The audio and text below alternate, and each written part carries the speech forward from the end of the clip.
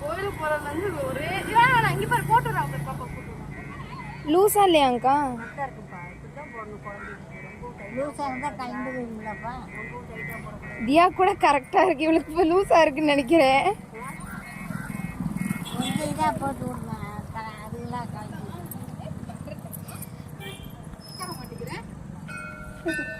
இறங்கி இறங்கி ஓடி வந்து போவேன்.